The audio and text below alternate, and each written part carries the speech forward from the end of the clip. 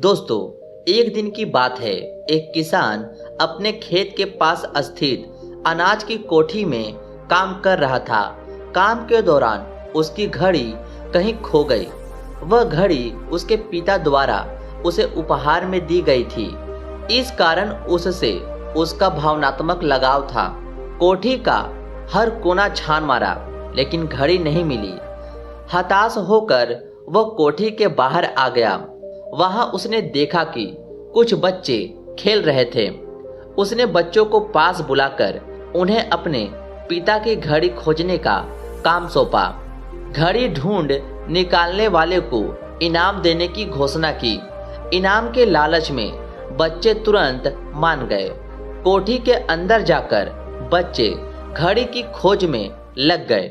इधर उधर यहाँ वहाँ हर जगह खोजने पर भी घड़ी नहीं मिल पाई।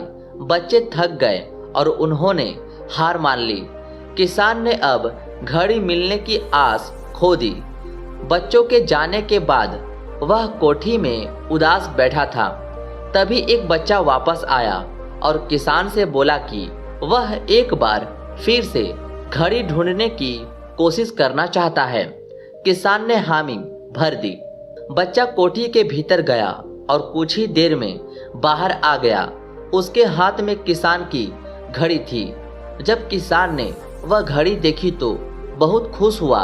उसे आश्चर्य हुआ कि जिस घड़ी को ढूंढने में सब नाकामयाब रहे, उसे उस बच्चे ने कैसे ढूंढ निकाला। पूछने पर बच्चे ने बताया कि कोठी के भीतर जाकर वह चुपचाप एक जगह खड़ा हो गया।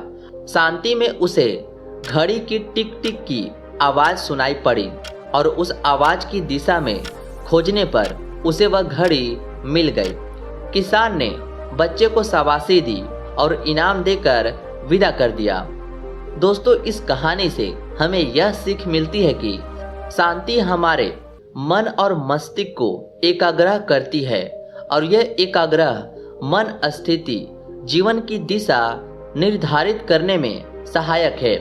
इसलिए दिन भर में कुछ समय हमें अवश्य निकालना चाहिए जब हम शांति से बैठकर मनन कर सकें। अन्यथा शोरगुल भरी इस दुनिया में हम उलझ कर रह जाएंगे। हम कभी ना खुद को जान पाएंगे और ना ही अपने मन को। बस दुनिया की भेड़ चाल में चलते चले जाएंगे। जब आँख खुलेगी तो बस पछतावा होगा कि जीवन की ये दिशा हमने कैसे निर्धारित कर ली। हम चाहते तो कुछ और थे, जबकि वास्तव में हमने तो वही किया जो दुनिया ने कहा। अपने मन की बात सुनने का तो हमने समय ही नहीं निकाला।